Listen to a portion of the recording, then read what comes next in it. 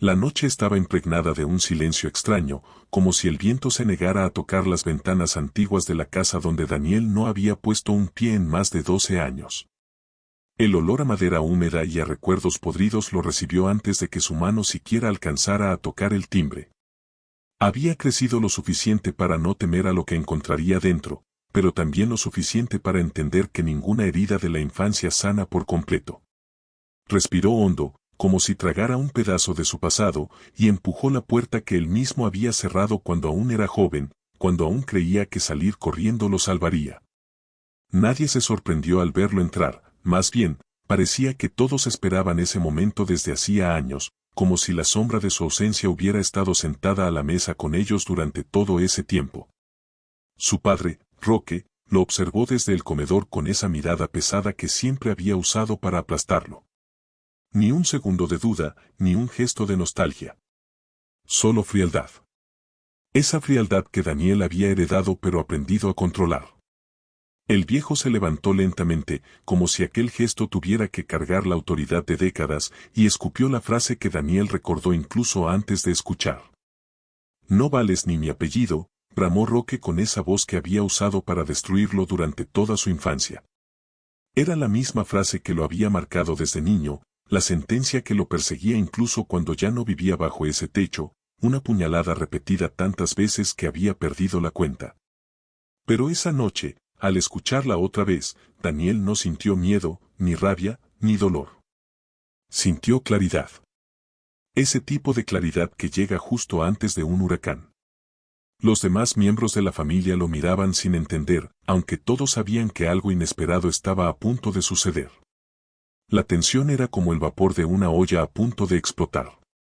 Daniel avanzó con pasos firmes hasta la mesa, cada tabla del piso rechinó como si quisiera advertirlos. El hombre dejó una carpeta gruesa justo en el centro, junto al viejo jarrón que su madre tanto cuidaba. Nadie habló. Nadie respiró. Todos observaron sus dedos temblorosos, no de miedo, sino de la fuerza contenida durante años. Roque lo desafió con una sonrisa torcida, como si cada segundo que Daniel permanecía de pie frente a él fuera una prueba que él estaba dispuesto a ganar. Ahora vienes a fingir que vales algo, escupió con desprecio. Daniel no respondió. Ya no necesitaba demostrar nada. Solo señaló la carpeta con un gesto que contenía 12 años de silencio acumulado. Roque la abrió con un gesto impaciente, y lo que vio ahí hizo que su rostro perdiera todo color. Dentro había testimonios, documentos legales, diagnósticos médicos, fotografías antiguas, cartas del abuelo, del tío, hasta del maestro de primaria de Daniel. Un rompecabezas que, al unirse, revelaba la verdad que Roque había escondido durante toda la vida de su hijo. Daniel no era el culpable de la vergüenza familiar como el padre siempre repetía. Era la víctima. Y ahora, después de todos esos años, la verdad había regresado como un fantasma hambriento de justicia. La madre se cubrió la boca con ambas manos mientras las lágrimas escapaban sin permiso. Los hermanos, que crecieron creyendo que Daniel era simplemente el problema, miraron los papeles como si estuvieran presenciando un crimen del que nunca habían sabido. Roque trató de sostener la carpeta, pero los documentos parecían pesar toneladas, como si cada hoja fuera un pedazo de culpa cayendo sobre él. Esto no prueba nada, balbuceó, pero su voz ya no tenía la firmeza de antes. Daniel sabía que ese era el momento que había esperado toda su vida, pero no para ver a su padre destruido. No era venganza lo que buscaba, era justicia. Justicia para el niño al que un día Roque había encerrado en el cuarto oscuro por haber sacado malas notas. Justicia para el adolescente a quien golpeó por hablar demasiado fuerte. Justicia para el joven al que echó de casa sin dinero, sin apoyo y sin un solo recuerdo que no doliera. Justicia para el hijo que jamás había sido llamado hijo. Roque trató de romper los documentos, pero Daniel fue más rápido y los tomó de sus manos. Todos los presentes vieron ese instante con la respiración suspendida, como si observaran un duelo silencioso entre un hombre nuevo y un monstruo viejo. Daniel habló por primera vez desde que entró. Su voz era suave, pero firme, como el sonido de una silla arrastrándose lentamente. Tú me negaste toda mi vida, pero ahora yo soy quien decide qué hacer con tu apellido. Roque lo miró con odio, con miedo, con rabia, con todo lo que un padre jamás debería sentir por su propio hijo. Pero no pudo decir nada. Daniel abrió la carpeta y dejó caer sobre la mesa el documento final, una declaración notariada en la que él mismo renunciaba al apellido Herrera y presentaba la denuncia formal por abuso psicológico y físico. El silencio se volvió insoportable. La madre se derrumbó en una silla, los hermanos no sabían si mirar a Daniel o al padre. Roque simplemente retrocedió un paso, como si de pronto el piso se hubiera vuelto de hielo. Daniel no lo miraba con resentimiento, no necesitaba hacerlo. La verdad, la que había pasado años enterrada, estaba ahora expuesta ante todos, brillando como una luz hiriente sobre la vergüenza del patriarca. Era el momento que cambiaría todo, el instante en que las mentiras de décadas se derrumbarían como un castillo de naipes bajo la lluvia. Entonces Daniel añadió algo que clavó la última estocada. Yo no vine aquí a pedir tu perdón, ni a que me aceptes. Vine a que me escuches, aunque sea por primera vez. Roque tembló. Su hijo, ese hijo al que siempre trató como una sombra indeseable, ahora estaba ahí, de pie, erguido, completo. Completamente libre. Y esa libertad era más aterradora para Roque que cualquier acusación. Pero para entender cómo se llegó a ese momento, hay que regresar al principio. Hay que volver a una casa vieja en las afueras de Guadalajara, donde el sol entraba por ventanas rotas y el olor a café de olla se mezclaba con el del miedo. Hay que volver a un niño de ojos grandes que aún no sabía que su existencia era vista como un error. Hay que volver a Daniel cuando aún creía que su padre lo quería. Era 1995 cuando Daniel nació en esa casa de paredes descascaradas en el barrio de Santa María. Su madre, Refugio, lo recibió con lágrimas que no sabía si eran de alegría o de terror. Roque había estado bebiendo desde la tarde, como siempre hacía los viernes, y cuando el llanto del bebé retumbó en las paredes, el hombre soltó la botella de tequila y miró al recién nacido como si fuera una condena. Otro pinche gasto que no necesitamos, murmuró con desprecio. Desde ese primer día, Daniel nació marcado. No por algo que hubiera hecho, sino por algo que representaba. Roque Herrera era un hombre que había construido su identidad sobre el orgullo falso y la apariencia. Para él, el apellido Herrera debía significar respeto, fuerza, autoridad. Pero la realidad era que Roque era un obrero de la construcción que apenas ganaba para mantener a su familia. Un hombre lleno de frustraciones que nunca supo cómo manejar. El primer recuerdo que Daniel tenía de su padre no era un abrazo ni una sonrisa. Era el sonido de un plato estrellándose contra la pared porque la comida estaba fría. Daniel tenía apenas 3 años y se escondió debajo de la mesa, temblando, mientras su madre limpiaba los pedazos de cerámica con las manos temblorosas. En esta casa se hace lo que yo digo, gritaba Roque con una furia que parecía alimentarse de sí misma. Los hermanos mayores de Daniel, Roberto y Javier, aprendieron rápido a mantenerse invisibles. Ellos habían nacido cuando Roque aún tenía sueños, cuando aún creía que la vida le daría más de lo que le había dado. Pero para cuando Daniel llegó, esos sueños ya estaban muertos y enterrados bajo una montaña de deudas y desilusiones.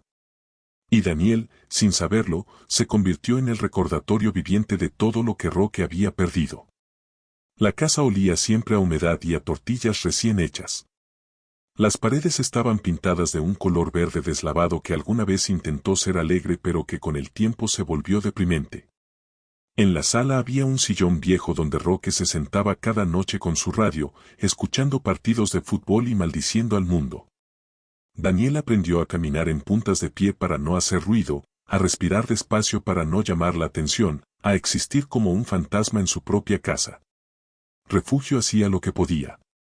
Era una mujer pequeña, de manos curtidas por el trabajo y ojos cansados que alguna vez fueron brillantes. Vendía tamales en el mercado de San Juan de Dios para ayudar con los gastos, salía antes del amanecer y regresaba cuando ya había oscurecido. Daniel la esperaba sentado en el escalón de la entrada, contando los minutos hasta que la figura delgada de su madre apareciera al final de la calle. Ella siempre le guardaba un tamal de dulce, envuelto en una servilleta manchada. «¿Y mijito, cómo te portaste?», le preguntaba mientras le acariciaba el cabello. Daniel nunca le contaba de los golpes que Roque le daba cuando ella no estaba. Nunca le decía que su padre lo encerraba en el cuarto oscuro cada vez que lloraba. Nunca le confesaba que a veces deseaba no haber nacido. No quería ser otra carga para su madre. Ya tenía suficiente con sobrevivir. Cuando Daniel entró a la primaria, las cosas empeoraron. No porque fuera mal estudiante, sino porque Roque esperaba perfección. Cada vez que Daniel llegaba con una calificación menor a 10, su padre lo miraba con esos ojos llenos de decepción y rabia. «Eres un inútil. No sirves ni para estudiar», le gritaba mientras le jalaba las orejas hasta que el niño lloraba de dolor. «Los Herrera no lloran. Deja de ser tan marica». Roberto y Javier miraban desde lejos, incapaces de intervenir. Ellos también habían sufrido la ira de Roque, pero nunca tan intensamente como Daniel. Era como si el padre hubiera elegido a su hijo menor como el blanco de toda su frustración. Y con el tiempo, los hermanos mayores aprendieron a repetir los patrones. Daniel es el raro de la familia, decían cuando sus amigos preguntaban. Es medio tonto, no le hagas caso. La escuela era el único refugio de Daniel. Ahí, entre los pupitres rayados y los pizarrones llenos de tiza, podía ser invisible de una manera diferente. No invisible por miedo, sino invisible por elección. Se sentaba al fondo del salón, junto a la ventana, y pasaba las horas mirando el cielo mientras la maestra explicaba matemáticas o historia. Soñaba con volar lejos, con ser un pájaro que nunca tuviera que regresar a esa casa. Su maestra de cuarto año, la señorita Angélica, fue la primera persona que lo vio de verdad. Era una mujer joven de Oaxaca, con trenzas largas y una sonrisa que iluminaba el salón. Un día, después de clases, lo detuvo cuando todos salían. «Daniel, ¿está todo bien en tu casa?», le preguntó con una suavidad que el niño nunca había conocido. Él quiso decirle todo. Quiso contarle de los golpes, de los gritos, del hambre que a veces sentía cuando Roque castigaba a Refugio quitándole el dinero. Pero las palabras se le atoraron en la garganta. «Sí, maestra». «Todo bien», mintió con una sonrisa que no alcanzó sus ojos. La señorita Angélica lo miró con tristeza, como si pudiera ver a través de la mentira, pero no insistió. Años después, Daniel se enteraría de que ella había intentado hablar con trabajadores sociales, que había hecho reportes sobre las marcas que veía en los brazos del niño. Pero en esos tiempos, en esos barrios, las autoridades rara vez hacían algo. Las familias se arreglaban solas sus problemas. El día que Daniel cumplió 10 años no hubo fiesta ni pastel. Roque había perdido su trabajo en la obra por llegar borracho, y la casa estaba sumida en una tensión que se podía cortar con cuchillo. Refugio le había comprado un pan dulce a escondidas, una concha de chocolate que guardó envuelta en papel de estraza. Se lo dio en la madrugada, antes de irse al mercado, y le susurró, «Felicidades, mi amor. Eres lo mejor que me ha pasado en la vida». Daniel comió ese pan dulce llorando en silencio, saboreando cada migaja como si fuera un pedazo de amor materializado. No sabía que ese sería uno de los últimos gestos de ternura que recibiría en mucho tiempo. Porque esa noche, cuando Roque descubrió que Refugio había gastado dinero en algo innecesario, explotó. Golpeó la mesa con el puño tan fuerte que la madera se agrietó. «En esta casa no hay dinero para pendejadas», rugió. Refugio intentó calmarlo, pero Roque la apartó de un empujón. Sus ojos llenos de furia se posaron en Daniel, que estaba paralizado junto a la estufa. «Tú. Todo esto es por tu culpa. Si no hubieras nacido, tendríamos suficiente dinero. No vales ni mi apellido», le gritó con una intensidad que heló la sangre del niño. Fue la primera vez que Roque usó esa frase. No sería la última. Daniel corrió a su cuarto y se encerró. Se metió debajo de las cobijas raídas y se hizo un ovillo, tratando de desaparecer. Podía escuchar los gritos de sus padres, el llanto de su madre, los golpes contra la pared. Y ahí, en esa oscuridad que olía a humedad y a desesperanza, algo dentro de él se rompió. No fue dramático ni repentino. Fue más bien como una grieta que empezaba a formarse en el corazón de un niño que poco a poco dejaba de creer en el amor. Los años siguientes fueron una mezcla borrosa de supervivencia y silencio. Daniel aprendió a leer los estados de ánimo de su padre como quien lee el clima antes de salir. Si Roque llegaba con la mirada perdida, significaba que había bebido poco y que el peligro era moderado. Si llegaba con los ojos rojos y las manos temblorosas, había que esconderse. Y si llegaba con esa sonrisa torcida que no llegaba a sus ojos, entonces el infierno estaba garantizado. La secundaria trajo nuevos desafíos. Daniel era un muchacho delgado, de mirada esquiva y ropa siempre un poco más grande de lo necesario, heredada de sus hermanos. Los otros chicos lo molestaban, lo llamaban el fantasma, porque era tan callado. Pero Daniel había aprendido que el silencio era su mejor defensa. No contra los demás, sino contra sí mismo. Porque si empezaba a hablar, si empezaba a quejarse, temía que todo lo que llevaba dentro saliera como un grito sin fin. Fue en esa época cuando conoció a don Esteban, el abuelo paterno que vivía en un pueblito cerca de Tequila. Roque odiaba a su padre con una intensidad que nadie entendía del todo. Es un viejo pendejo que nunca supo ser hombre, decía cuando alguien lo mencionaba. Pero Refugio, en un acto de valentía silenciosa, llevó a Daniel a visitarlo un día que Roque estaba fuera trabajando. Don Esteban vivía en una casita blanca con un jardín lleno de flores de cempasúchil y bugambilias. Era un hombre de casi 80 años, con manos llenas de venas marcadas y ojos que aún brillaban con una chispa de vida. Cuando vio a Daniel, se le llenaron los ojos de lágrimas. «Ay, muchacho. Te pareces tanto a tu bisabuelo», dijo mientras lo abrazaba con una fuerza sorprendente. Daniel no recordaba la última vez que alguien lo había abrazado así. Refugio dejó a Daniel ahí por la tarde mientras ella hacía unas diligencias en el pueblo. Don Esteban preparó café de olla con canela y sirvió galletas de nuez que él mismo había hecho. Se sentaron en el portal, viendo cómo el sol pintaba el cielo de naranjas y rosas.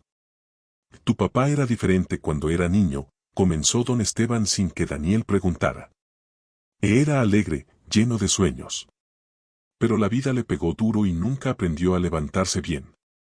Daniel escuchaba en silencio, sin saber qué decir. Don Esteban continuó: «Yo no fui un buen padre. Trabajaba de sol a sol y cuando llegaba a casa estaba tan cansado que apenas les hablaba a mis hijos.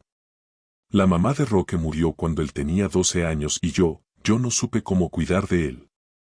Se crió solo, lleno de coraje y de dolor.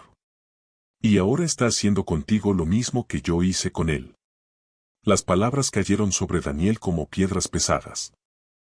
«Pero tú no tienes que ser como él, mijito», dijo don Esteban mirándolo directamente a los ojos. «Tú puedes romper esta cadena. Puedes ser diferente». Daniel sintió algo removerse en su pecho, algo que se parecía a la esperanza pero que tenía miedo de nombrar. «¿Cómo?», preguntó con voz pequeña. Don Esteban sonrió. «Primero, tienes que sobrevivir. Después, tienes que perdonar. Y al final, tienes que construir algo nuevo. Algo que sea solo tuyo». Esa conversación se quedaría grabada en la mente de Daniel durante años. Cuando Refugio vino a recogerlo, don Esteban le dio un sobre. «No lo abras hasta que estés listo para irte», le susurró. Daniel guardó ese sobre en el fondo de su mochila, entre cuadernos rayados y libros viejos. No sabía qué contenía, pero sentía que era algo importante. Algo que cambiaría todo. Las visitas a don Esteban se volvieron esporádicas. Roque se enteró del primer encuentro y montó en cólera. «Si vuelves a llevar a ese escuincle con el viejo, te juro que te arrepientes», le gritó a Refugio. Ella no volvió a llevar a Daniel, pero el daño ya estaba hecho. O más bien, la semilla ya estaba plantada. Don Esteban había mostrado a Daniel que existía otra forma de ser hombre. Una forma que no requería gritos ni golpes. La vida seguía su curso lento y doloroso. Daniel entraba a la preparatoria con calificaciones mediocres y una sensación constante de no pertenecer a ningún lugar. Sus hermanos ya habían formado sus propias familias y visitaban la casa cada vez menos. Roberto trabajaba en una fábrica de muebles en Tlaquepaque y Javier se había ido a Ciudad de México a buscar suerte. Ambos habían escapado de Roque a su manera, dejando a Daniel solo en el campo de batalla. Fue durante su segundo año de prepa cuando Daniel conoció a Lourdes. Ella era una chica de ojos verdes y sonrisa tímida que se sentaba en la fila de enfrente en la clase de literatura.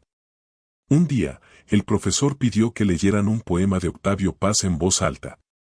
Daniel, que normalmente evitaba participar, levantó la mano por primera vez.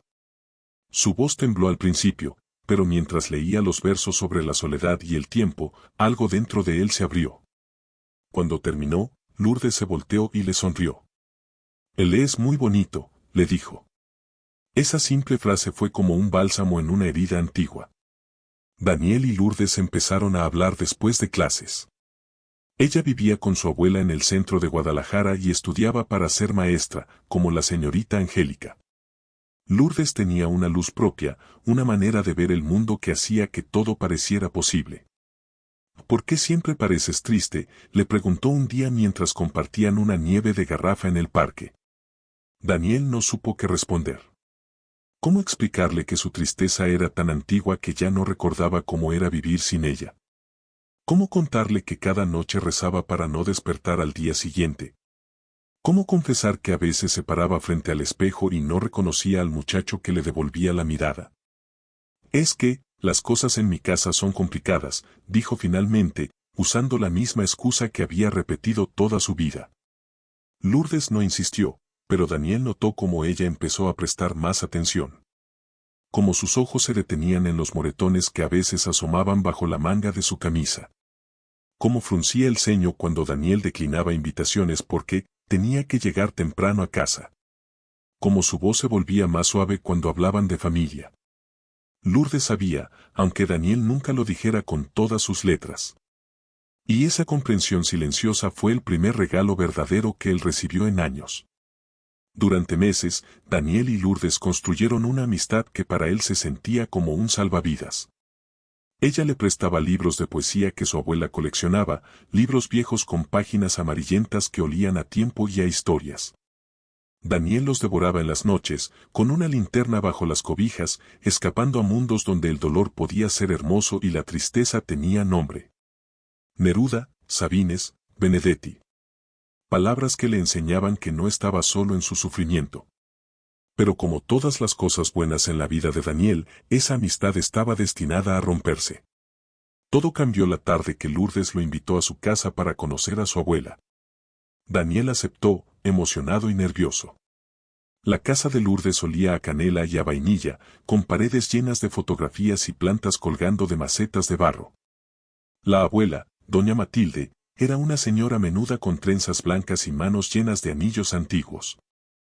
Así que tú eres Daniel, dijo la anciana con una sonrisa que arrugaba toda su cara. Y mi Lourdes no deja de hablar de ti. Daniel se sonrojó y miró al suelo. Doña Matilde preparó chocolate caliente y sirvió conchas recién hechas. Se sentaron los tres en la mesa de la cocina y por primera vez en su vida, Daniel experimentó lo que era una familia que hablaba sin gritar, que reía sin tensión, que existía sin miedo. Era tan hermoso que dolía. Cuando Daniel llegó a su casa esa noche, flotando en una felicidad frágil, encontró a Roque esperándolo en la sala. La luz de la televisión iluminaba su rostro con sombras fantasmales. ¿Dónde andabas?, preguntó con esa calma que siempre precedía a la tormenta. Daniel sintió como el corazón se le aceleraba. En casa de una amiga, estudiando, respondió tratando de sonar casual. Roque se levantó del sillón lentamente. Una amiga, repitió con sarcasmo. ¿Ahora resulta que tienes amigos? ¿Ahora resulta que eres alguien? Se acercó a Daniel hasta que sus rostros estaban a centímetros de distancia. Daniel podía oler el tequila en su aliento, podía ver las venas hinchadas en su cuello. Te crees muy chingón, ¿verdad? ¿Crees que puedes andar de enamorado cuando no traes ni para los pasajes? Roque lo empujó contra la pared. No vales ni mi apellido. El golpe vino sin aviso. El puño de Roque conectó con el estómago de Daniel con tanta fuerza que el muchacho cayó de rodillas, sin aire. Refugio salió corriendo de la cocina gritando, pero Roque la apartó.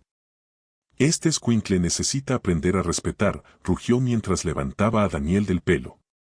El dolor era insoportable, pero peor era la humillación. Peor era saber que nada de lo que hiciera sería suficiente. Peor era entender que había nacido como un error y moriría siendo uno. Esa noche, después de que Roque se durmió en su borrachera habitual, Daniel se quedó despierto mirando el techo de su cuarto. Las lágrimas rodaban por sus sienes sin control. Pensó en Lourdes, en doña Matilde, en esa casa que olía a amor. Pensó en don Esteban y sus palabras sobre romper la cadena. Pensó en el sobre que guardaba escondido en su mochila. Y por primera vez en su vida, Daniel tomó una decisión. No sabía cuándo ni cómo, pero sabía que tenía que irse. Tenía que sobrevivir. Tenía que convertirse en alguien diferente. Los días siguientes fueron una cuenta regresiva silenciosa. Daniel empezó a guardar monedas, cualquier peso que pudiera encontrar. Ayudaba a su madre en el mercado los sábados y se quedaba con las propinas. Vendía dulces en la escuela a escondidas. Poco a poco, fue juntando una pequeña cantidad que guardaba en una lata vieja de galletas danesas.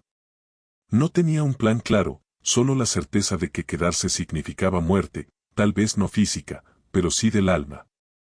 Lourdes notó el cambio. ¿Estás bien? Te ves distante, le dijo un día en el recreo. Daniel quiso contarle todo. Quiso abrazarla y pedirle que lo salvara. Pero sabía que nadie podía salvarlo excepto él mismo. Estoy bien. Solo pensando en el futuro, mintió con una sonrisa que ya estaba aprendiendo a perfeccionar. Esa sonrisa que decía, todo está bien, cuando todo estaba cayéndose a pedazos. El cumpleaños número 17 de Daniel llegó sin ceremonias. Roque ni siquiera recordó la fecha. Refugio le dio un abrazo apretado en la madrugada y le susurró, te amo, mijito. Nunca lo olvides. Había algo en su voz, una tristeza que Daniel no entendió del todo. Era como si ella supiera que algo estaba a punto de cambiar. Como si pudiera sentir que su hijo estaba a punto de volar lejos. Esa tarde, Daniel finalmente abrió el sobre que don Esteban le había dado años atrás. Dentro había 3 cosas, un billete de 500 pesos, una fotografía vieja y una carta escrita con letra temblorosa. La fotografía mostraba a un hombre joven sonriendo, con un bebé en brazos. Al reverso decía, Roque con Daniel, 1995 minutos. Daniel no reconoció al hombre de la foto. Era alguien que parecía feliz, que parecía amar. ¿Qué había pasado con ese hombre? La carta decía, Daniel, si estás leyendo esto es porque ya decidiste irte. No te culpo. Yo también me hubiera ido si hubiera tenido tu valor. Este dinero no es mucho, pero es lo único que puedo darte. Úsalo para empezar de nuevo. Y recuerda, tú no eres tu padre. Tú eres mejor que toda nuestra sangre maldita. Construye algo hermoso. Vive por los que no pudimos. Con cariño, tu abuelo Esteban. Daniel lloró sobre esa carta hasta que las letras se borronearon. Lloró por el niño que había sido, por el adolescente que era, por el hombre que esperaba llegar a ser. Lloró por su abuelo que entendía el dolor de una forma que solo los supervivientes entienden. Lloró por su madre que se quedaba atrás. Lloró por Lourdes que nunca sabría cuánto había significado para él. Lloró hasta que no quedaron más lágrimas, solo una determinación fría y dura como el acero. La decisión de irse llegó una noche de tormenta. Roque había llegado borracho, como siempre, pero esta vez traía una furia diferente. Había perdido dinero en las cartas y necesitaba desquitarse con alguien. Refugio no estaba en casa, había ido a cuidar a una vecina enferma. Daniel estaba solo. Y Roque, al verlo estudiando en la mesa de la cocina, explotó. ¿Para qué chingados estudias si no vas a ser nadie?, le espetó mientras le arrancaba los cuadernos de las manos. Eres un inútil. Un desperdicio de esperma. Los cuadernos volaron por el aire y las hojas se esparcieron como pájaros heridos. Daniel se quedó paralizado, viendo sus apuntes de meses hechos pedazos. Algo dentro de él se quebró definitivamente. Ya no era miedo lo que sentía. Era ira. Una ira ancestral que había estado acumulándose durante 17 años. Ya basta, dijo Daniel con una voz que no reconoció como suya. Roque se quedó inmóvil, sorprendido. Nadie le había hablado así jamás. ¿Qué dijiste?, preguntó con peligro en los ojos. Daniel se levantó, y aunque era más bajo y delgado que su padre, se mantuvo firme. Dije que ya basta. Ya no voy a dejar que me trates así. La bofetada vino rápida y brutal, tirándolo al suelo. Pero Daniel se levantó. Pégame todo lo que quieras, dijo limpiándose la sangre del labio. De todas formas, me voy a ir. Y cuando me vaya, no voy a volver nunca. Vas a quedarte solo con tu rabia y tu tequila. Roque levantó el puño para golpearlo otra vez, pero algo en los ojos de Daniel lo detuvo. Era una mirada nueva. Una mirada que decía, ya no me das miedo. Y eso, para un hombre como Roque, era más aterrante que cualquier desafío. Lárgate entonces, dijo Roque con voz ronca. Lárgate y no vuelvas. No eres mi hijo. No vales ni mi apellido. Daniel recogió sus cosas en silencio. Metió ropa en una mochila vieja, tomó la lata con sus ahorros, guardó la foto y la carta de don Esteban. Refugio llegó justo cuando él estaba saliendo. Se miraron en el umbral de la puerta, bajo la lluvia que empezaba a caer. Lo siento, mamá, susurró Daniel. Refugio le acarició la mejilla con ternura infinita. No te disculpes, mi amor. Vuela lejos. Vuela alto. Y cuando encuentres tu lugar en el mundo, acuérdate de que siempre tuviste mi bendición. Le puso algo en la mano, un rosario de cuentas de madera que había sido de su propia madre. Para que nunca olvides de dónde vienes. Y para que recuerdes que el amor existe, aunque a veces duela. Se abrazaron bajo la lluvia hasta que Roque gritó desde adentro. Daniel caminó por las calles mojadas de Guadalajara sin saber a dónde ir. Tenía 17 años, 1,200 pesos en el bolsillo y un futuro completamente incierto. Pero también tenía algo que nunca había tenido, libertad. La lluvia lavaba años de dolor mientras él caminaba sin rumbo fijo, dejando atrás la casa donde había crecido sin crecer. Las luces de la ciudad parpadeaban como estrellas terrestres, prometiendo posibilidades que él aún no podía imaginar. Se refugió esa noche en la estación de autobuses, sentado en una banca de plástico entre viajeros cansados y vendedores ambulantes. El olor a café quemado y a tamales se mezclaba con el sonido de las llegadas y salidas anunciadas por megafonía. Daniel pensó en comprar un boleto para Ciudad de México, donde su hermano Javier vivía. Pero algo lo detuvo. Si iba con Javier, seguiría siendo el hijo de Roque. Necesitaba ir a un lugar donde nadie lo conociera. Un lugar donde pudiera inventarse de nuevo. Compró un boleto para Monterrey. No sabía nada de esa ciudad excepto que estaba lejos. El autobús salía en 4 horas. Daniel las pasó mirando a la gente, preguntándose si alguien más llevaba historias tan pesadas en sus mochilas. Vio a una madre con 3 niños dormidos sobre ella, a un señor con manos de albañil contando billetes arrugados, a una muchacha con audífonos que lloraba en silencio mirando por la ventana. Todos eran sobrevivientes de algo. El viaje a Monterrey duró toda la noche. Daniel no pudo dormir. Miraba por la ventana como el paisaje cambiaba de montañas verdes a desiertos ásperos. Cada kilómetro que lo alejaba de Guadalajara era un peso menos en el pecho. Pensó en Lourdes y en cómo nunca se despidió. Pensó en don Esteban y en si volvería a verlo. Pensó en su madre y en el sacrificio silencioso que había hecho toda su vida. Pero sobre todo, pensó en Roque y en esa frase que había definido su existencia, no vales ni mi apellido. Cuando el autobús entró a Monterrey al amanecer, Daniel vio una ciudad de montañas abruptas y edificios de concreto. El Cerro de la Silla se erguía como un gigante dormido, vigilando todo desde su altura. Bajó del autobús con su mochila y sus miedos, sin saber que esa ciudad lo convertiría en alguien completamente diferente.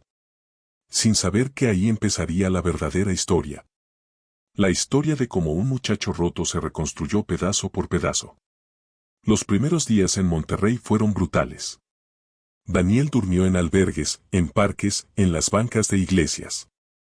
Comía una vez al día, generalmente tacos baratos o tortas de la tienda de la esquina. Su dinero se esfumaba rápido y la desesperación empezaba a apretar.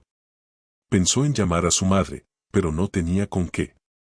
Pensó en regresar, pero el orgullo y el instinto de supervivencia eran más fuertes. Una mañana, mientras buscaba trabajo en la macroplaza, un hombre mayor lo abordó. ¿Buscas chamba, muchacho?, le preguntó.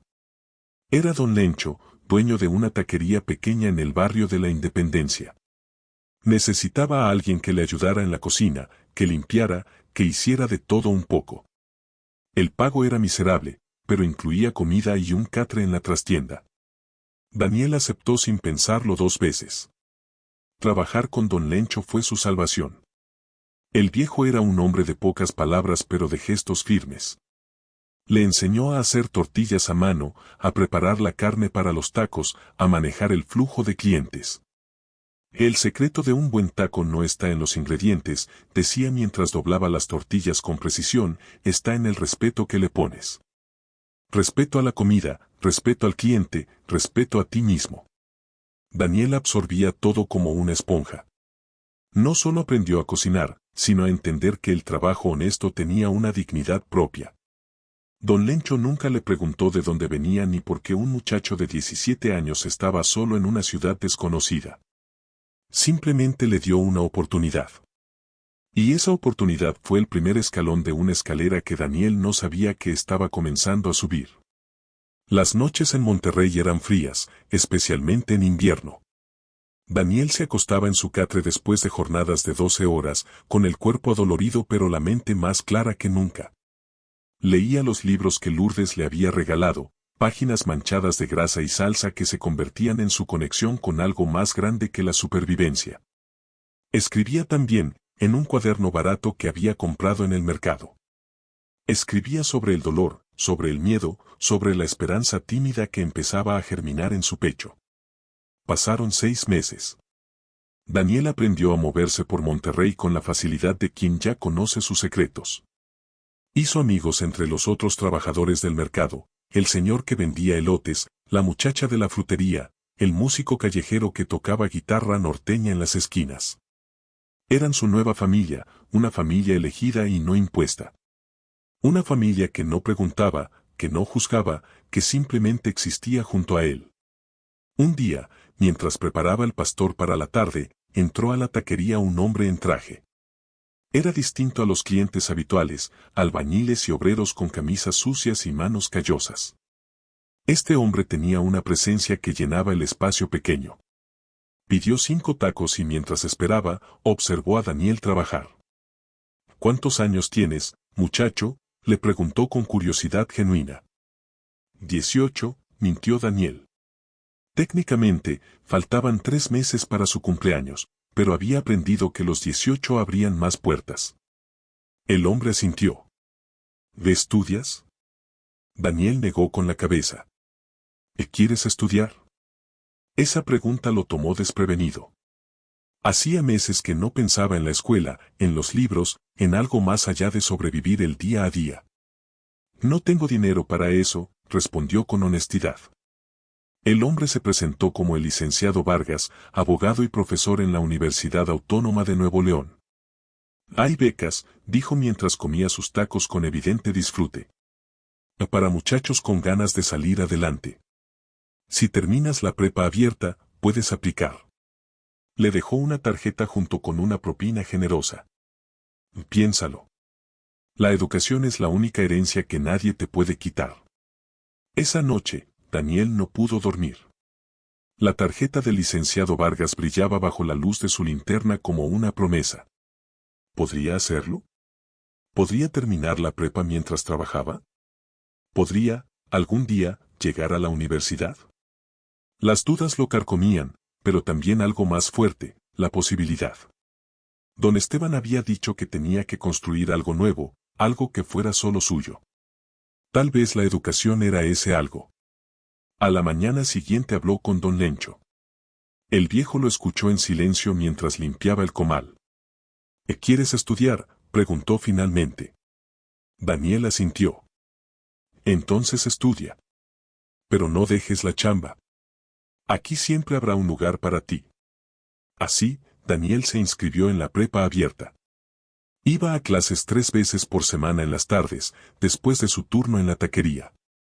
Era agotador. Había días en que se quedaba dormido sobre los libros, con el olor a carne asada todavía pegado a su ropa. Pero poco a poco, algo mágico empezó a pasar. Daniel descubrió que era bueno para aprender. Sin la presión de Roque, sin el miedo constante, su mente se abría como una flor al sol. Las matemáticas tenían sentido, la historia lo fascinaba, la literatura lo hacía sentir menos solo. Sus profesores notaron su dedicación. Guerrera, te estás echando porras, le decía la maestra de química, una señora regordeta que siempre olía a perfume de gardenias. El nombre, Herrera, todavía le dolía cada vez que lo escuchaba. Era un recordatorio constante de Roque, de esa frase que lo había definido durante años. No vales ni mi apellido. Pero Daniel estaba aprendiendo algo importante, el valor de una persona no está en el apellido que lleva, sino en lo que construye con sus propias manos. Y él estaba construyendo. Lento, doloroso, pero real. Terminó la prepa en 2 años. Fue a la ceremonia de graduación solo, con su uniforme de trabajo debajo de la toga prestada. Don Lencho había querido ir, pero ese día tenía un evento grande que atender. No importó. Daniel subió al estrado, recibió su certificado y por primera vez en su vida sintió algo que se parecía al orgullo. No orgullo arrogante, sino ese orgullo tranquilo de saber que has logrado algo a pesar de todo. Aplicó a la universidad con la beca que el licenciado Vargas le había mencionado. Escribió un ensayo sobre resiliencia, sobre cómo un muchacho de Guadalajara había llegado a Monterrey sin nada y había encontrado todo. No mencionó el abuso, no habló de Roque. Todavía no estaba listo para eso. Pero habló de Don Lencho, de la dignidad del trabajo, de cómo a veces la familia que eliges es más fuerte que la familia que te toca. Lo aceptaron. Ingeniería industrial. No era su primera opción, pero era práctica y prometía un futuro estable. Comenzó las clases mientras seguía trabajando en la taquería, ahora solo los fines de semana. Los compañeros de clase eran en su mayoría muchachos de familias de clase media que vivían con sus padres, que se quejaban de cosas que a Daniel le parecían insignificantes. Pero no los juzgaba. Simplemente vivían en mundos diferentes. Conoció a otros estudiantes como él, becados y trabajadores. Formaron un grupo de estudio que se reunía en la biblioteca hasta que cerraba. Ahí estaba Camila, una chica de Veracruz que vendía tamales en el campus para pagar su carrera. Estaba Miguel, de Chihuahua, que había perdido a su familia en un accidente y estudiaba medicina forense. Estaba Rosa, de Oaxaca, indígena zapoteca que quería ser la primera abogada de su pueblo. Eran guerreros silenciosos, todos ellos. Con ellos, Daniel encontró algo que nunca había tenido, pertenencia. No porque compartieran sangre, sino porque compartían sueños y cicatrices. Se contaban sus historias en las madrugadas, entre cafés aguados y apuntes compartidos. Daniel nunca habló de Roque directamente, pero ellos entendían. Todos cargaban sus propios fantasmas. Todos habían tenido que huir de algo para encontrarse a sí mismos. Los años de universidad fueron una mezcla de agotamiento y descubrimiento. Daniel descubrió que era bueno con los números, con la logística, con encontrar eficiencias donde otros veían caos. Sus profesores lo notaron. Tienes un don para esto, le dijo el Dr. Salazar, su profesor de administración de operaciones. Deberías considerar una maestría. Daniel casi se ríe. ¿Maestría? Él, que había dormido en parques. Él, que no valía ni el apellido de su padre. Pero la semilla estaba plantada. Durante su último año de carrera, Daniel aplicó a un programa de maestría con beca completa en el Tecnológico de Monterrey. Era ambicioso, casi ridículo. El TEC era para los ricos, para los que tenían palancas. No para muchachos como él. Pero había aprendido que él, no, ya lo tenía, que lo único que podía perder era la oportunidad de intentar. Lo aceptaron. Cuando vio el correo, Daniel tuvo que leerlo 3 veces para asegurarse de que no era un error. Beca completa por mérito académico. Maestría en Administración de Negocios. Comenzaba en agosto. Llamó a don Lencho llorando. El viejo, que nunca era de muchas emociones, también se quebró. Sabía que ibas a llegar lejos, muchacho. Lo supe desde el primer día que te vi. Traías hambre en los ojos. No hambre de comida, sino hambre de futuro. La maestría fue otro nivel. Ahí sí estaba completamente rodeado de gente con dinero, con apellidos que importaban, con conexiones. Daniel se sentía fuera de lugar con sus zapatos desgastados y su mochila vieja. Pero tenía algo que muchos de ellos no, experiencia real. Mientras ellos hablaban de teorías, él hablaba de haber administrado una taquería, de haber optimizado rutas de compra para ahorrar pesos. Su perspectiva era diferente, y eso lo hacía valioso. Fue durante el segundo semestre que conoció al ingeniero Santibáñez, un empresario regiomontano que daba clases como invitado. Santibáñez era dueño de varias empresas de logística y transporte. Era un hombre de 60 años, canoso, con una voz que llenaba salones y una mirada que parecía ver a través de las mentiras. Después de una de sus clases, se acercó a Daniel. «Y tú eres el de Guadalajara, ¿verdad?» Daniel asintió, sorprendido de que lo conociera. «Leí tu perfil en el directorio de becarios. Impresionante trayectoria». Le ofreció una pasantía en una de sus empresas. No era remunerada, pero era una oportunidad de aprender el negocio desde adentro. Daniel aceptó sin pensarlo. Trabajaba de 5 de la mañana a las 2 de la tarde en la empresa, tomaba clases de 3 a 9 de la noche, estudiaba hasta la 1 de la madrugada. Dormía 4 horas y tenía suerte. Pero valió la pena. En esa empresa, Daniel aprendió cómo funcionaba el mundo real de los negocios. Vio contratos millonarios, negociaciones despiadadas, el juego de poder que movía millones. También vio algo más, vio cómo el ingeniero Santibáñez trataba a sus empleados. Con respeto, con dignidad. Pagaba bien, ofrecía prestaciones justas. Un negocio que no cuida a su gente es un negocio sin futuro, le dijo un día mientras revisaban números. Daniel absorbía todo. No solo las lecciones de negocios, sino las lecciones de liderazgo. Empezaba a entender que él podía ser diferente. Que podía tener éxito sin convertirse en su padre. Que el poder no tenía que venir con crueldad. Era una revelación que lo llenaba de esperanza y, al mismo tiempo, de una tristeza profunda. Porque cada vez que aprendía algo nuevo, pensaba en Roque. Pensaba en cómo su padre había elegido el camino fácil del abuso en lugar del camino difícil de la construcción. Terminó la maestría con honores. En la ceremonia de graduación, esta vez sí tenía gente con él. Don Lencho, que había cerrado la taquería ese día para estar presente. Camila, Miguel y Rosa, sus compañeros de batalla. El licenciado Vargas, que había sido su primer ángel en Monterrey. Y el ingeniero Santibáñez, que le había dado su primera oportunidad real. Refugio había querido venir, pero no pudo. Roque le prohibió gastar dinero en esas pendejadas. Daniel lo entendió. Ya no le dolía como antes. Después de la maestría, el ingeniero Santibáñez le ofreció un puesto formal. Gerente de operaciones en una de sus empresas más grandes. El sueldo era más de lo que Daniel había ganado en toda su vida combinada. Tenía 25 años, un título de maestría del TEC y un futuro que brillaba. Pero había algo que lo carcomía por dentro. Una pregunta que no lo dejaba dormir, ¿y ahora qué? Había logrado escapar. Había construido algo. Pero no se sentía completo. Había una herida antigua que no había sanado, solo había aprendido a ignorar. Don Esteban había dicho que tenía que sobrevivir, perdonar y construir. Había sobrevivido. Había construido. Pero perdonar.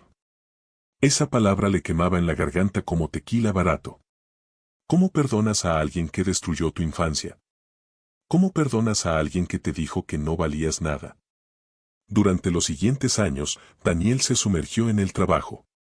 Se convirtió en uno de los ejecutivos más jóvenes y exitosos de la región. Optimizó operaciones, aumentó ganancias, ganó premios. Compraba ropa cara, un departamento en San Pedro, un carro alemán. Externamente, era el éxito personificado. Internamente, seguía siendo el niño que temblaba bajo las cobijas. El trabajo era su refugio, pero también su prisión. Porque cuando las oficinas se vaciaban y quedaba solo con sus pensamientos, el dolor regresaba. Intentó terapia. La empresa ofrecía servicios de salud mental y Daniel, finalmente, se atrevió a usar. Su psicóloga, la Dra.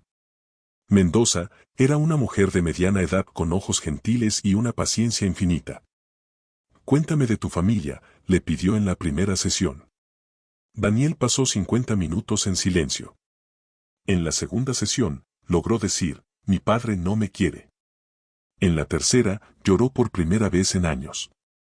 Fueron necesarias 30 sesiones antes de que Daniel pudiera pronunciar la frase completa, mi padre abusó de mí. Decirlo en voz alta le dio un nombre al dolor. Ya no era solo una sensación vaga de inadecuación. Era trauma. Era abuso.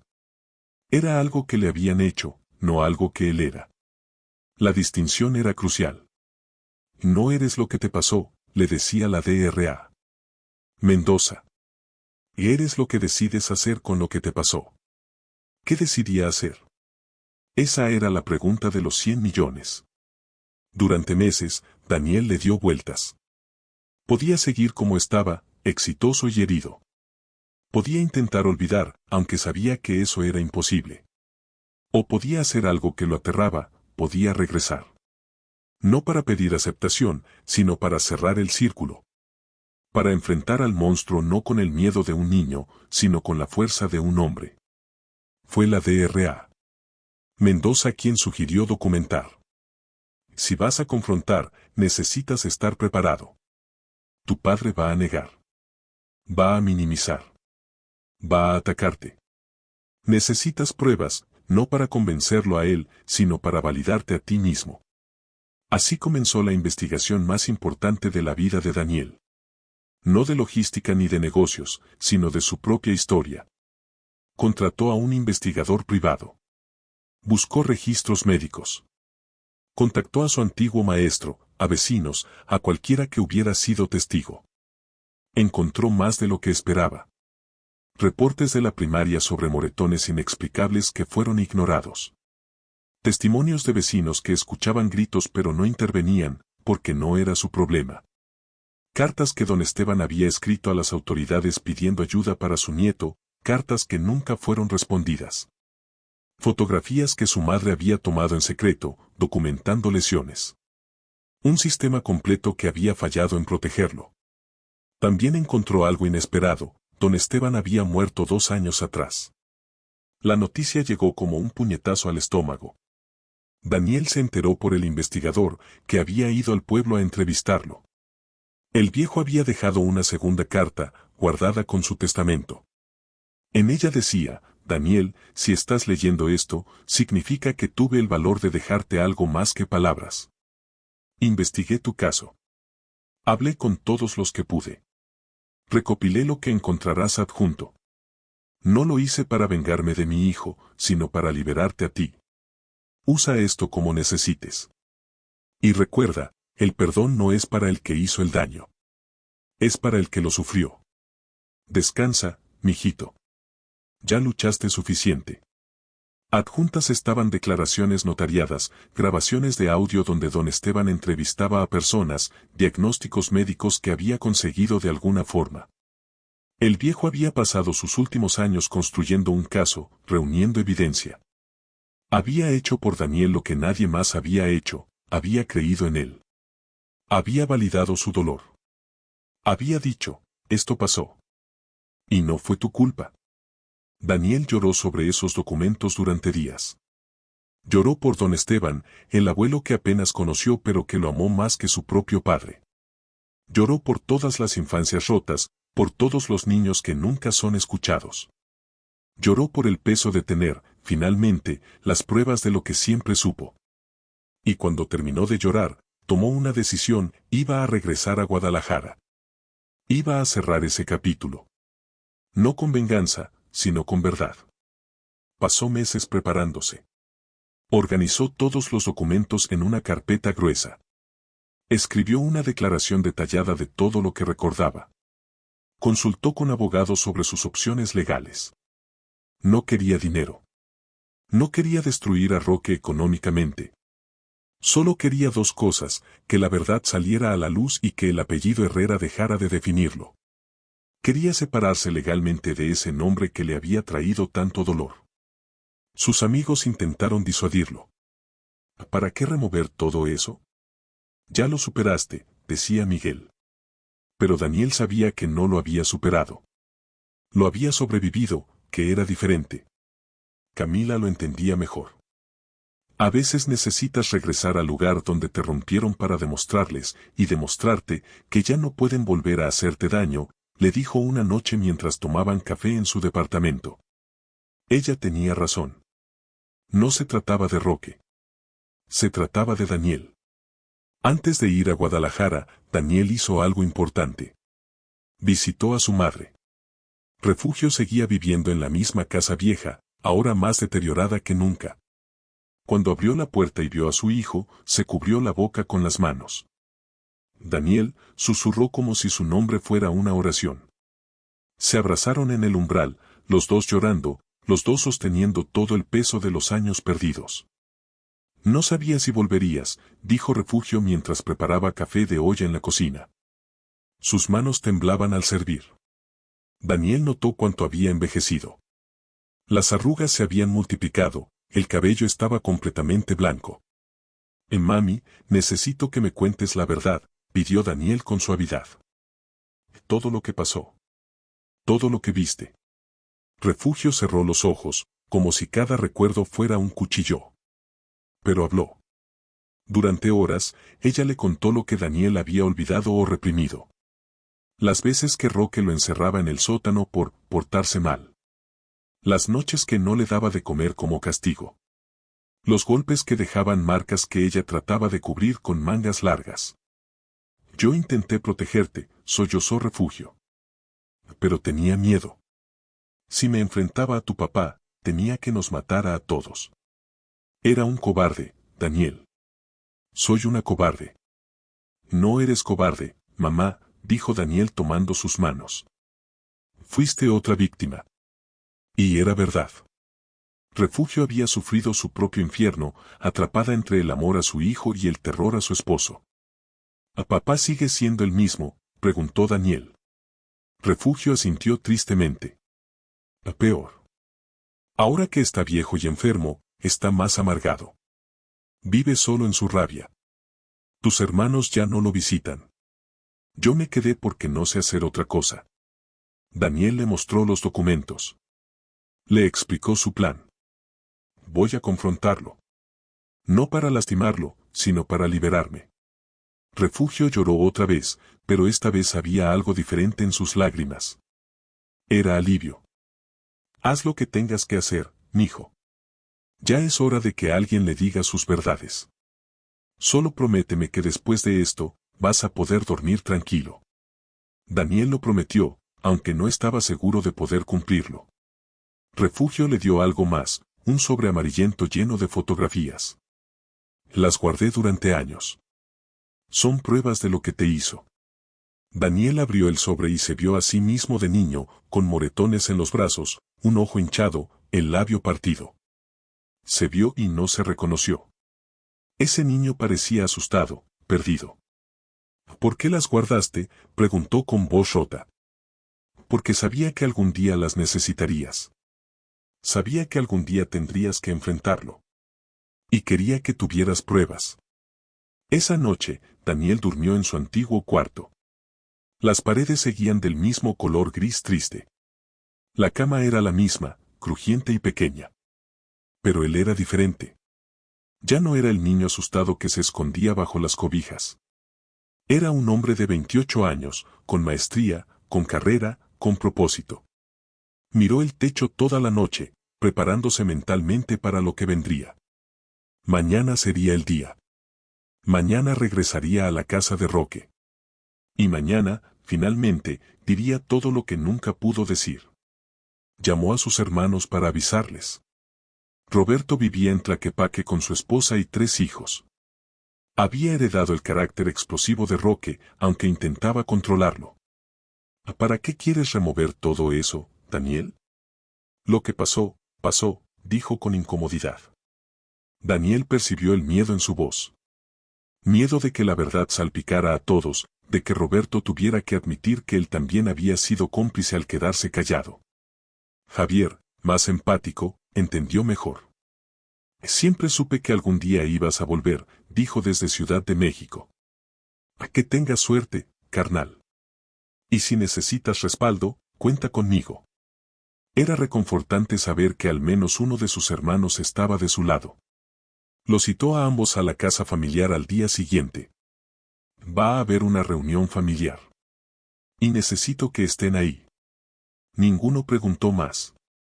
Ambos sabían que algo grande estaba por ocurrir. La mañana del día decisivo amaneció gris. El cielo de Guadalajara estaba cubierto de nubes bajas que prometían lluvia. Daniel se vistió con cuidado, pantalón de vestir, camisa, corbata. Quería verse como lo que era, un profesional exitoso.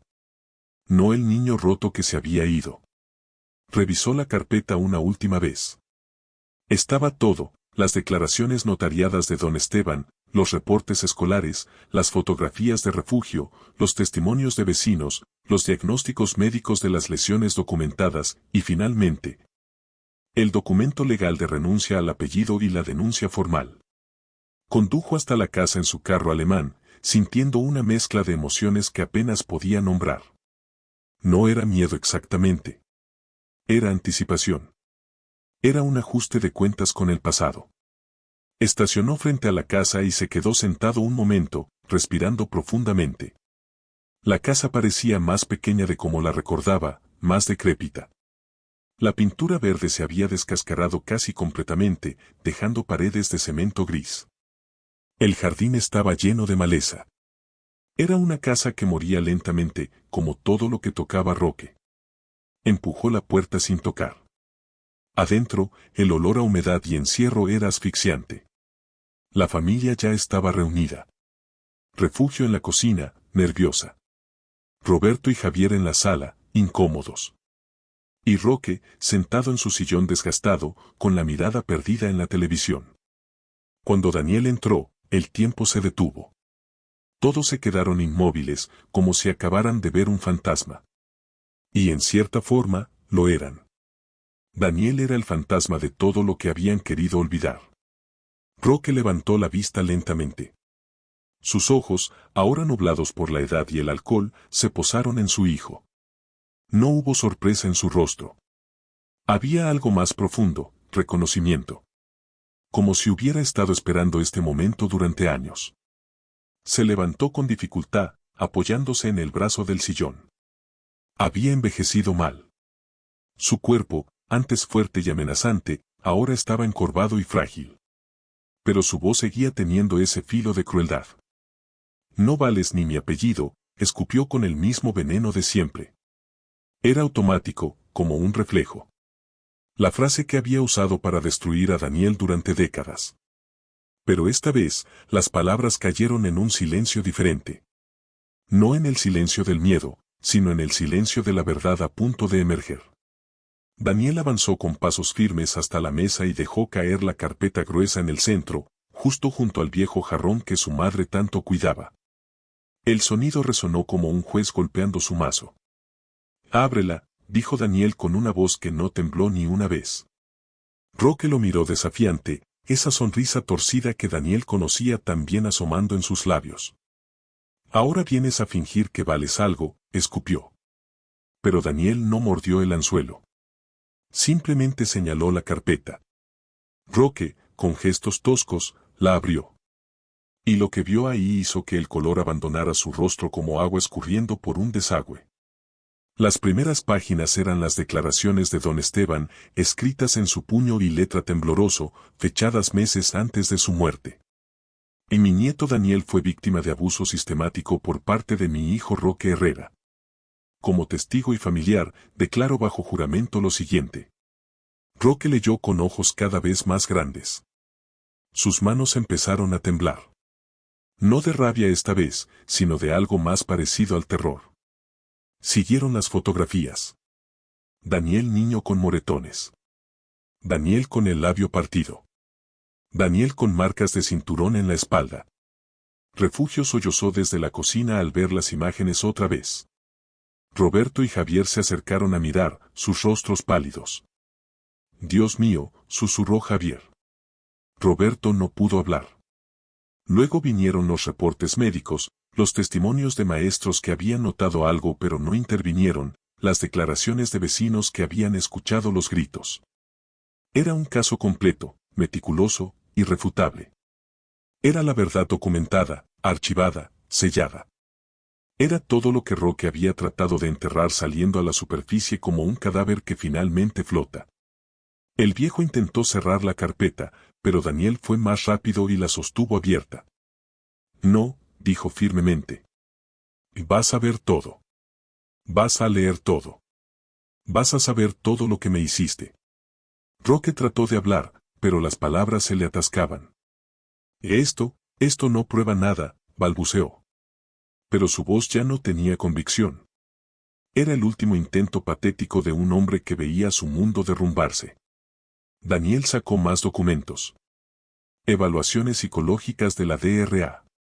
Mendoza, diagnósticos de trastorno de estrés postraumático, depresión crónica, ansiedad generalizada. Todo causado por años de maltrato. Esto no es solo sobre lo que me hiciste cuando era niño, dijo Daniel. Es sobre cómo afectaste toda mi vida. La madre finalmente salió de la cocina, secándose las lágrimas con el delantal. Se paró junto a Daniel, una acción simbólica que decía más que 1000 palabras. Por primera vez en su vida, Refugio se posicionaba del lado de su hijo en lugar de mantenerse neutral. Es verdad, Roque, dijo con voz temblorosa pero firme. Todo esto es verdad. Y yo lo vi. Yo estuve ahí. Y me odiará para siempre por no haberlo detenido. Roberto y Javier también se acercaron. Javier puso una mano en el hombro de Daniel.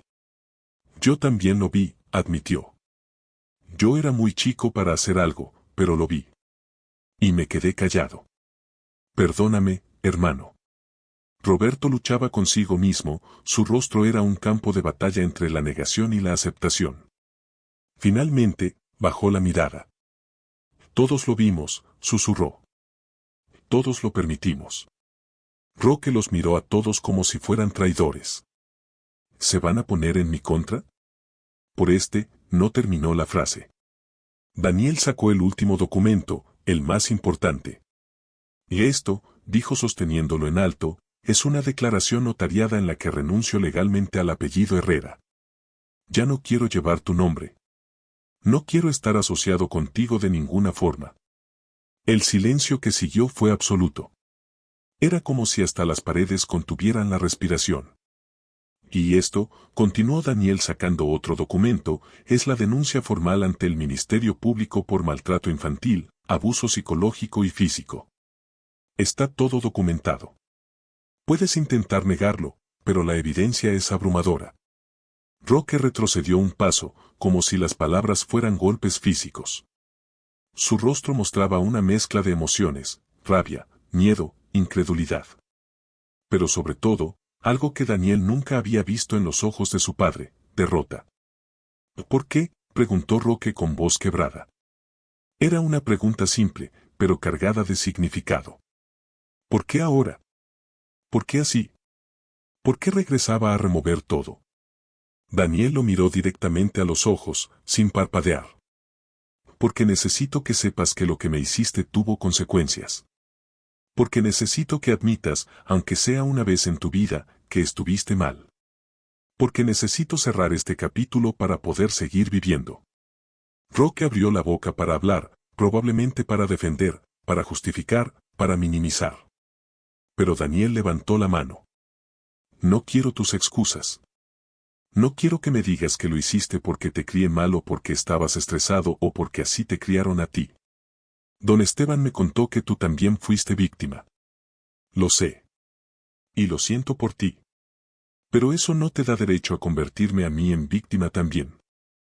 Yo no vine aquí a pedir tu perdón, ni a que me aceptes. Vine a que me escuches, aunque sea por primera vez. Daniel sentía cómo las palabras fluían desde un lugar profundo, un lugar donde había guardado todo durante años. Vine a decirte que sobreviví. A pesar de ti, a pesar de todo, sobreviví. Me convertí en alguien. Tengo una maestría. Tengo un buen trabajo. Tengo amigos que me quieren. Construí una vida. Y todo eso lo hice sin ti, sin tu apellido, sin nada de lo que supuestamente me ibas a dar. Las lágrimas empezaron a rodar por las mejillas de Daniel, pero no eran lágrimas de tristeza. Eran lágrimas de liberación. Durante años me creí lo que me decías. Que no valía nada. Que era un error. Que no merecía tu apellido. Pero estabas equivocado. Su voz se volvió más fuerte, más firme. No valgo tu apellido, tienes razón. Porque valgo más. Valgo más que cualquier cosa que hayas querido darme. Valgo más que tu rabia, que tu alcoholismo, que tus frustraciones. Yo soy mejor que tú. Y no lo digo con orgullo, lo digo como un hecho. Porque aprendí a ser lo que tú nunca pudiste, un hombre que puede sentir sin destruir. Un hombre que puede ser fuerte sin ser cruel. Un hombre que puede construir en lugar de solo demoler. Daniel recogió la carpeta. Y ahora me voy. No voy a volver. Esta es la última vez que me ves. La última vez que te hablo. La última vez que existes para mí. Se dirigió a la puerta, pero antes de salir se volteó una última vez. Roque estaba ahí, de pie pero encorvado, como un árbol viejo a punto de caer. Por primera vez, Daniel lo vio no como el monstruo de su infancia, sino como lo que realmente era, un hombre roto que nunca supo cómo sanar y que eligió infectar a otros con su dolor. Sintió algo que no esperaba sentir, compasión. No perdón, todavía no, tal vez nunca. Pero compasión. La compasión de reconocer que Roque era otra víctima de una cadena de violencia que se remontaba a generaciones. No vales ni mi apellido, repitió Daniel, pero esta vez con un significado completamente diferente. Ya no era una condena. Era una liberación. Y tenías razón. No valgo tu apellido. Porque valgo el que voy a construir yo solo. La puerta se cerró detrás de él con un sonido final, definitivo. Como el cierre de un libro que había estado abierto durante demasiado tiempo. Afuera, la lluvia comenzaba a caer. Daniel caminó bajo el agua sin apresurarse, dejando que lavara años de dolor. Subió a su carro y se quedó ahí sentado, las manos en el volante, respirando. Dentro de la casa podía imaginarse el caos. Refugio llorando, los hermanos procesando, Roque enfrentándose a la verdad por primera vez. Pero ya no era su problema. Había hecho lo que necesitaba hacer. Manejó sin rumbo por Guadalajara, por las calles que conocía de memoria. Pasó por su antigua escuela, por el mercado donde su madre vendía tamales, por el parque donde solía esconderse. Cada lugar era un recordatorio de quién había sido. Pero también eran recordatorios de que había salido de ahí. De que había roto la cadena. De que el ciclo terminaba con él. Se detuvo en una iglesia vieja, la misma donde Refugio solía llevarlo los domingos. Entró y se sentó en una banca del fondo. No era particularmente religioso, pero había algo reconfortante en ese espacio de silencio y velas parpadeantes. Pensó en don Esteban, en todo lo que había hecho por él incluso después de muerto. Lo hice, abuelo, susurró al aire. Sobreviví. Construí. Y estoy trabajando en perdonar. Esa noche, Daniel se reunió con Refugio en un café del centro. Ella había esperado que la confrontación destruyera a la familia, pero en realidad había hecho lo contrario. Por primera vez en décadas, se había hablado la verdad. Roberto había llorado, admitiendo su culpa por no haber protegido a su hermano menor. Javier había abrazado a su madre, diciéndole que entendía por qué no había intervenido. Y Roque. Roque se había encerrado en su cuarto, en silencio por primera vez en su vida. ¿Qué vas a hacer ahora?, preguntó Refugio mientras sostenía su taza de café con manos temblorosas. Daniel pensó en la pregunta. Tenía su vida en Monterrey, su carrera, sus amigos. Pero algo había cambiado en él durante ese día. Había completado un ciclo, había cerrado una herida. Voy a seguir viviendo, respondió con una sonrisa pequeña. Voy a seguir construyendo. Y cuando esté listo, tal vez voy a perdonar. No por él, sino por mí. Refugio asintió, entendiendo. Tu abuelo decía que el perdón es el regalo más grande que te puedes dar a ti mismo. No es olvidar. No es excusar. Es soltar el peso. Daniel bebió su café, saboreando las palabras de su madre. Tenía razón. Toda su vida había cargado el peso de la rabia, del dolor, del resentimiento. Y aunque la confrontación no había borrado mágicamente todo eso, había abierto la posibilidad de que algún día pudiera dejarlo ir. Durante las semanas siguientes, Daniel finalizó los trámites legales. El cambio de apellido llevaría meses en procesarse, pero estaba en marcha. Eligió un nuevo apellido, uno sin historia, sin carga, Solís. Daniel Solís. Sonaba limpio, nuevo. Como un amanecer después de una noche eterna. También siguió con la denuncia, aunque sabía que probablemente no llevaría a consecuencias penales por el tiempo transcurrido. Pero no importaba. Lo importante era que quedara registrado. Que hubiera un documento oficial que dijera, esto pasó, y no fue tu culpa. Regresó a Monterrey transformado. Sus amigos lo notaron. Camila dijo que sus ojos se veían diferentes, menos atormentados. Miguel comentó que su risa sonaba más real. Rosa simplemente lo abrazó y susurró, bienvenido a casa, hermano. Y tenía razón. Por primera vez en su vida, Daniel sentía que tenía un hogar. No un lugar físico, sino algo interno. Una paz que había construido ladrillo por ladrillo. Su carrera continuó su trayectoria ascendente. Fue promovido a director regional, supervisando operaciones en todo el noreste de México. El ingeniero Santibáñez, ahora retirado, lo llamó para felicitarlo. Siempre supe que llegarías lejos, muchacho. Pero más que eso, me alegra ver que llegaste sin perder tu humanidad. Esas palabras significaban más para Daniel que cualquier título o aumento de sueldo. Empezó a involucrarse en causas sociales. Trabajó con organizaciones que ayudaban a niños en situaciones de abuso. Financió becas para jóvenes de bajos recursos que querían estudiar. Creó un programa en su empresa donde exconvictos podían recibir capacitación y una segunda oportunidad. Todos merecemos una segunda oportunidad, decía cuando le preguntaban por qué lo hacía. Yo tuve la mía. Es justo que ayude a otros a tener la suya. También continuó con su terapia. La DRA. Mendoza se convirtió en una constante en su vida, ayudándolo a navegar las aguas turbias del perdón y la sanación. El trauma no desaparece, le explicaba. Pero puedes aprender a vivir con él de una manera que no te defina. Daniel estaba aprendiendo eso. Aprendiendo que podía ser exitoso y herido al mismo tiempo. Que podía ser fuerte y vulnerable. Que podía ser feliz a pesar del dolor del pasado. Conoció a alguien. Se llamaba Andrea, era arquitecta, tenía una risa contagiosa y ojos que brillaban cuando hablaba de sus proyectos. Se conocieron en una conferencia de negocios y la conexión fue instantánea. Al principio, Daniel tuvo miedo. Miedo de acercarse, de abrirse, de permitir que alguien viera las partes rotas de él. Pero Andrea fue paciente. Todos tenemos cicatrices, le dijo una noche mientras cenaban. Las tuyas no te hacen menos valioso. Tardó meses en contarle sobre Roque, sobre su infancia, sobre la confrontación. Cuando finalmente lo hizo, Andrea lloró con él. No por lástima, sino por empatía. Ella también había crecido en un hogar difícil, aunque de una forma diferente. Entendía el peso del pasado, la lucha de construir algo nuevo sobre cimientos rotos.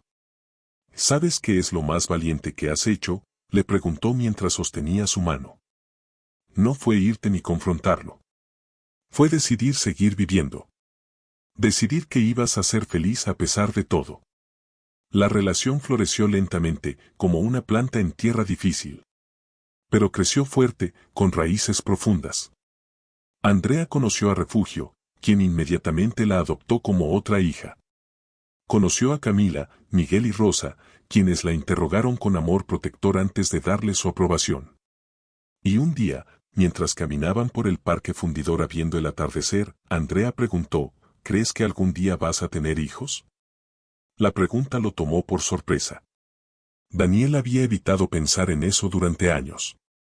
¿Cómo podía ser padre cuando su único modelo de paternidad era tan tóxico? ¿Y si repetía los patrones? ¿Y si, a pesar de todo su trabajo en sí mismo, la violencia estaba en su ADN? Y me da miedo, admitió con honestidad. Andrea asintió. A mí también. Pero mira todo lo que has construido. Mira la persona que eres. ¿De verdad crees que serías como él?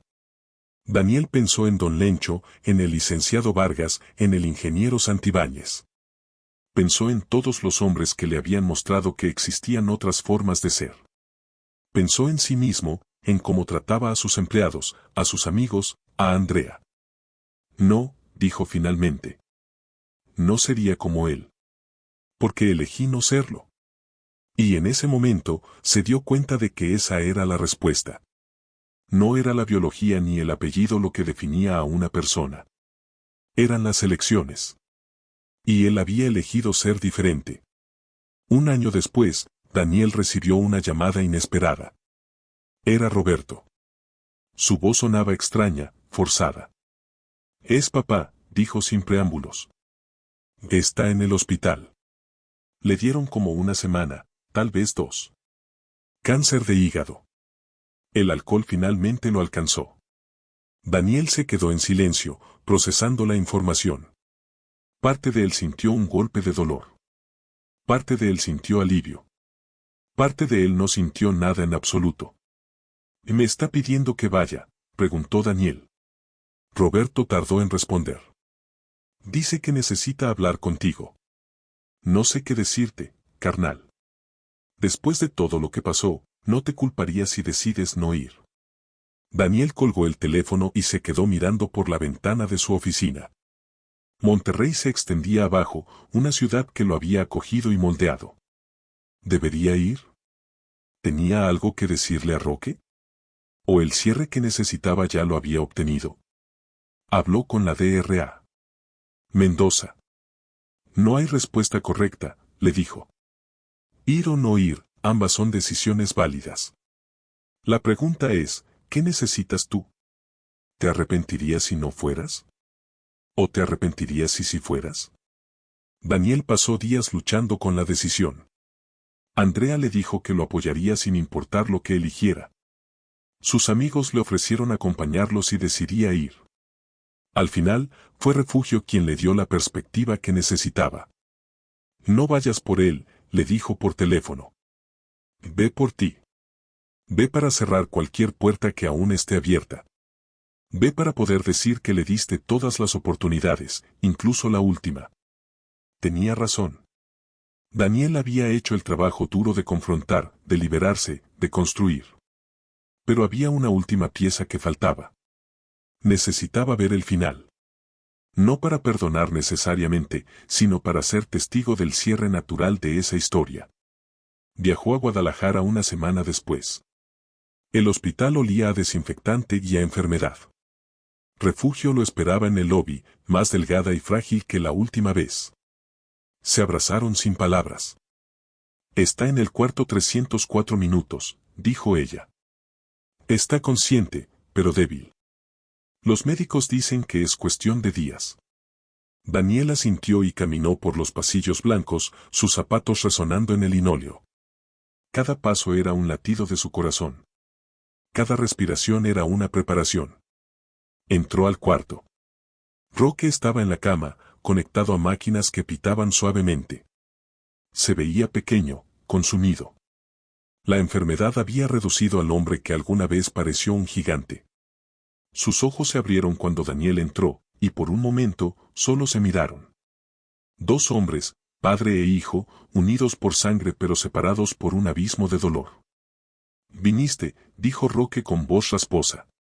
No era una pregunta, más bien una sorpresa. Daniel se sentó en la silla junto a la cama, manteniendo distancia. Vine, confirmó. Silencio. El pitido de las máquinas llenaba el espacio entre ellos. Finalmente, Roque habló. Los doctores dicen que me quedan días.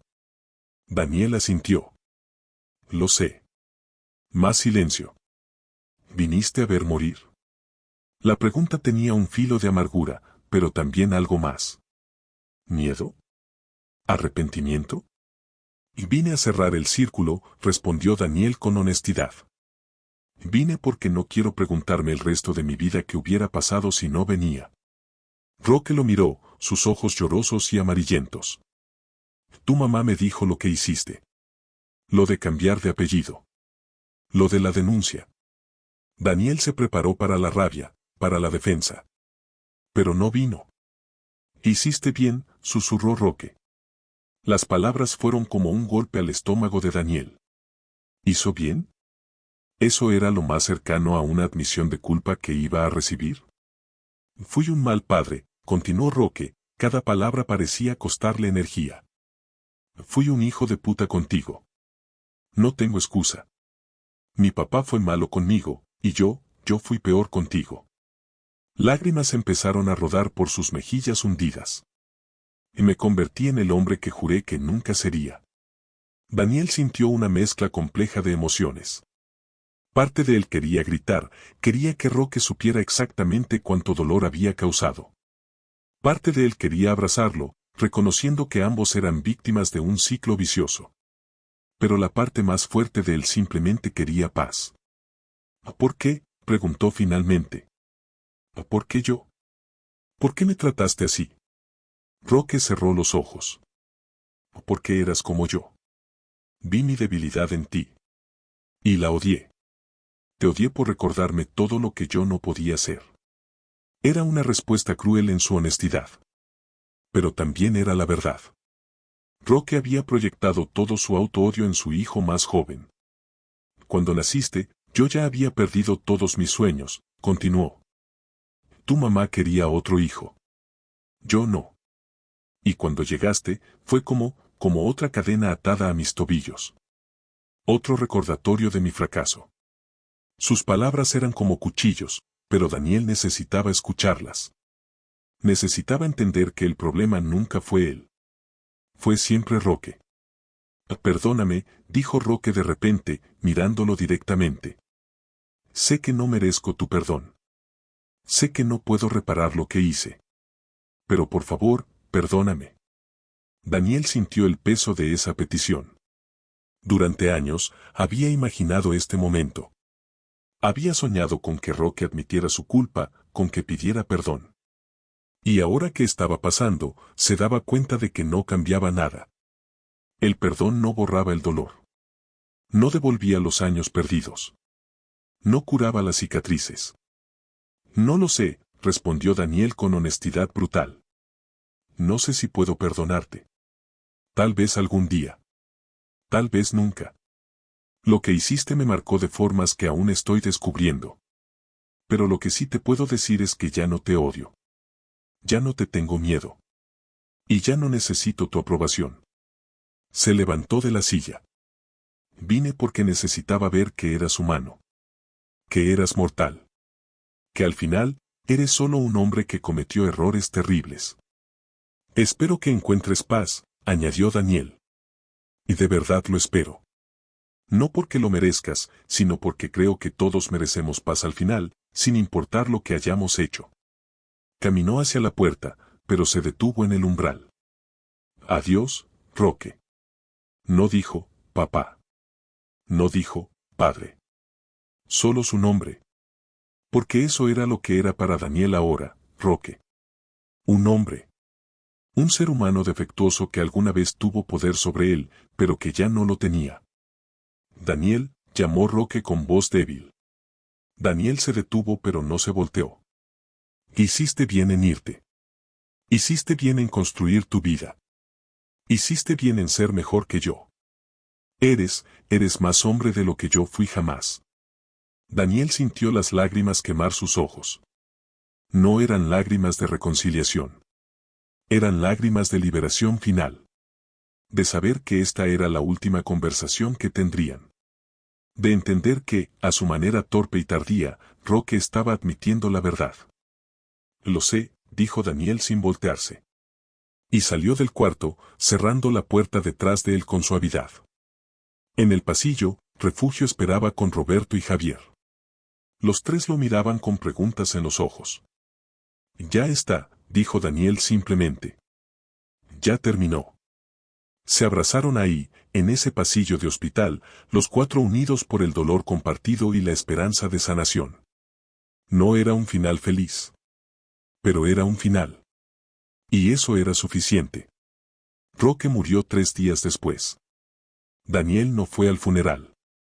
Envió flores, una corona blanca con una tarjeta que decía simplemente, descansa en paz. Refugio entendió. Roberto y Javier también. Algunos familiares lo juzgaron, llamándolo ingrato, rencoroso. Pero Daniel ya no le importaba lo que otros pensaran. Había aprendido que su paz mental valía más que la aprobación de gente que nunca lo había protegido. La vida siguió. Daniel Solís continuó construyendo su imperio profesional y personal. Se casó con Andrea en una ceremonia pequeña en Monterrey, rodeado de su familia elegida. Camila, Miguel y Rosa fueron sus padrinos. Don Lencho, ahora retirado, lloró de felicidad. Refugio, viendo a su hijo al altar, sonrió con una alegría que Daniel no le había visto en años. Tu abuelo estaría orgulloso, le susurró mientras bailaban la canción de madre e hijo. Años después, Daniel y Andrea tuvieron un hijo. Lo llamaron Esteban, en honor al abuelo que había creído en él cuando nadie más lo hizo. Cuando sostuvo a su bebé por primera vez, Daniel lloró. Lloró por el miedo de ser padre, por el peso de romper el ciclo, por la responsabilidad de darle a este niño lo que él nunca tuvo. Pero también lloró de felicidad. Porque mirando a ese bebé, supo con certeza absoluta que el ciclo estaba roto. Que él sería el padre que Roque nunca pudo ser. El pequeño Esteban creció en un hogar lleno de amor, risas y seguridad. Un hogar donde los errores no se castigaban con violencia sino con enseñanza. Un hogar donde, te amo, se decía todos los días. Un hogar donde los niños tenían espacio para ser imperfectos, para fallar, para aprender. Daniel había logrado lo impensable, había construido la familia que nunca tuvo. Un día, cuando Esteban tenía 6 años, preguntó por su abuelo. Papi, ¿por qué nunca hablas de tu papá? Daniel miró a Andrea, quien asintió con apoyo silencioso. Se arrodilló frente a su hijo y eligió sus palabras con cuidado. Y mi papá no fue una buena persona. Me lastimó mucho cuando yo era niño. Esteban frunció el ceño, procesando. ¿Cómo cuando me regañas cuando hago algo malo? No, mijo, dijo Daniel abrazando a su hijo. Regañar es diferente. Es para enseñarte. Mi papá me lastimaba de verdad, con golpes y palabras feas. Pero ¿sabes qué? Aprendí de eso. Aprendí que no quiero ser como él. Quiero ser un papá que te quiera, que te proteja, que te enseñe con amor. Esteban lo abrazó con sus bracitos pequeños. Tú eres el mejor papá del mundo. Y en ese momento, Daniel supo que había ganado. Había roto la cadena. Había construido algo hermoso de las cenizas del dolor. Refugio vivió para ver a sus nietos crecer. Pasó sus últimos años en paz, finalmente libre de la sombra de Roque. Murió durmiendo, con una sonrisa en los labios, rodeada de sus hijos y nietos. En su funeral, Daniel habló sobre el sacrificio silencioso de las madres que hacen lo mejor que pueden con las herramientas que tienen. Habló sobre el perdón que finalmente pudo darle, entendiendo que ella también fue víctima. Don Lencho, que había sido su salvavidas en Monterrey, murió a los 93 años. Dejó la taquería a uno de sus sobrinos, pero antes le dio algo a Daniel, una carta escrita años atrás. Muchacho, si estás leyendo esto, significa que ya me fui. Quiero que sepas que darte trabajo aquel día fue una de las mejores decisiones de mi vida. Te vi crecer de un chamaco asustado a un hombre de bien. Eso vale más que todo el dinero del mundo. Gracias por dejarme ser parte de tu historia. El licenciado Vargas, el primer ángel que le habló de educación, se convirtió en una figura constante en la vida de Daniel. Asistió a su graduación de maestría, a su boda, al bautizo de Esteban. En su lecho de muerte, le dijo a Daniel, invertir en ti fue la mejor inversión que hice. No solo cambiaste tu vida, estás cambiando vidas. Eso es legado. Daniel lloró como no había llorado en años, sabiendo que este hombre había visto potencial donde otros vieron solo un muchacho roto. A los 40 años, Daniel escribió un libro. Se llamaba Rompiendo cadenas, cómo sobrevivir al abuso y construir una vida que vale la pena. Lo escribió no por fama ni dinero, sino porque necesitaba contar su historia. Necesitaba que otros niños y jóvenes en situaciones similares supieran que era posible salir, era posible sanar, era posible ser feliz. El libro se convirtió en un bestseller inesperado, tocando la vida de miles. Empezó a dar charlas en escuelas, universidades, empresas. Hablaba sobre resiliencia, sobre romper ciclos, sobre la importancia de pedir ayuda. En una de esas charlas, un joven de 17 años se le acercó después. Su historia es como la mía, dijo con lágrimas en los ojos. Y mi papá también me dice que no valgo nada. Pero escucharlo a usted me da esperanza. Daniel abrazó a ese muchacho como hubiera querido que alguien lo abrazara a él a esa edad. Sí vales, le susurró. Vales todo. Y algún día lo vas a demostrar. Años después, ese muchacho le escribió para contarle que había terminado la universidad, que se había reconciliado con su padre, que había construido su vida. Usted me salvó, decía la carta. Pero Daniel sabía la verdad, él no había salvado a nadie. Simplemente había compartido su historia, había sido honesto sobre su dolor, había mostrado que era posible sobrevivir. El muchacho se había salvado a sí mismo, como todos tenemos que hacerlo. La fundación que Daniel creó, Legado de Esperanza, ayudaba a jóvenes de bajos recursos a acceder a educación y terapia psicológica. Financiaba becas, pagaba psicólogos, ofrecía refugios temporales para muchachos que necesitaban escapar de situaciones abusivas. Era su manera de devolver todo lo que había recibido. De convertir su dolor en propósito. De asegurarse de que su historia de sufrimiento se transformara en historias de esperanza para otros. Andrea se convirtió en su roca. En los días malos, cuando los recuerdos lo abrumaban, ella estaba ahí. No con palabras vacías de, todo estará bien, sino con presencia sólida. Llora si necesitas llorar, le decía. Grita si necesitas gritar. Yo aguanto. Nosotros aguantamos. Y aguantaban. Juntos navegaban las aguas turbias del trauma, sabiendo que el pasado nunca desaparece del todo, pero que se puede aprender a vivir con él. Sus amigos de universidad, Camila, Miguel y Rosa, se convirtieron en tíos honorarios de Esteban. Seguían reuniéndose mensualmente, ahora con sus propias familias. Compartían comidas, risas, memorias. A veces hablaban de los días difíciles, de cómo habían luchado juntos. Éramos guerreros, decía Rosa. Todavía lo somos, añadía Miguel. Y tenían razón. Seguían luchando, pero ahora por cosas diferentes, por sus familias, por sus sueños, por un mundo mejor. Daniel nunca olvidó a Lourdes, su primer amor platónico. A veces se preguntaba qué habría sido de ella. Años después, en un viaje de negocios a Guadalajara, la vio en una librería del centro. Ella no lo reconoció de inmediato, pero cuando él se presentó, sus ojos se llenaron de lágrimas. Daniel, susurró. Siempre me pregunté qué pasó contigo. Desapareciste sin decir adiós. Se tomaron un café y él le contó su historia. No con vergüenza, sino con honestidad. Lourdes lloró al escucharlo. Sabía que algo andaba mal. Quise ayudar pero no supe cómo. Daniel le agradeció por haber sido luz en sus días más oscuros. Tal vez no te das cuenta, le dijo, pero tu amistad me salvó. Me mostró que el amor existía, que la gente buena existía. Eso me dio esperanza. Se despidieron con un abrazo, cerrando ese capítulo con gratitud en lugar de remordimiento. Cuando Daniel cumplió 50 años, organizó una reunión familiar. Refugio ya no estaba, pero sus hermanos sí. Roberto, que había trabajado en sí mismo durante años, había roto el ciclo con sus propios hijos. Tú me inspiraste, le confesó a Daniel. Cuando te vi enfrentar a papá, me di cuenta de que yo también necesitaba cambiar. Javier, siempre el más sensible, había sido terapeuta, ayudando a otros niños abusados. Tu valentía cambió a toda nuestra familia, dijo. En esa reunión, bajo un cielo estrellado en una cabaña en las montañas de Nuevo León, Daniel reflexionó sobre su vida.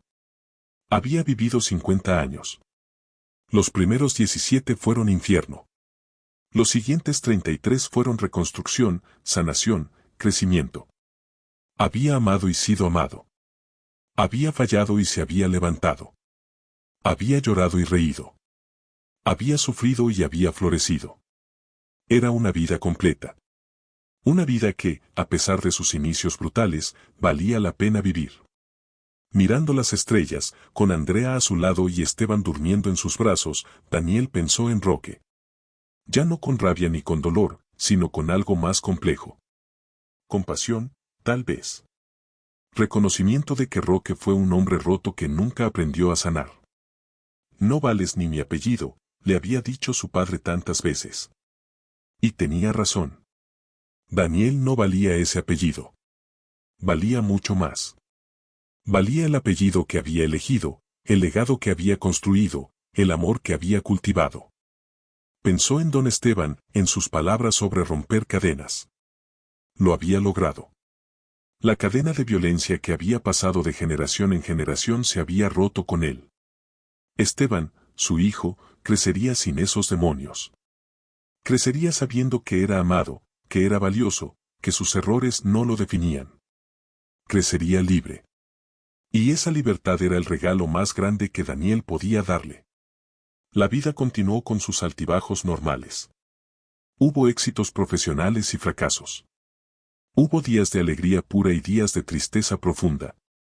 Hubo momentos de paz y momentos de ansiedad. Pero a través de todo, Daniel mantuvo algo fundamental, la certeza de que él no era su pasado. Era lo que elegía ser cada día. Eran las decisiones que tomaba, la bondad que ofrecía, el amor que daba. Cuando Esteban cumplió 18 años y se preparaba para ir a la universidad, Daniel tuvo una conversación con él. Dijo, hay algo que necesito decirte. Le contó la historia completa.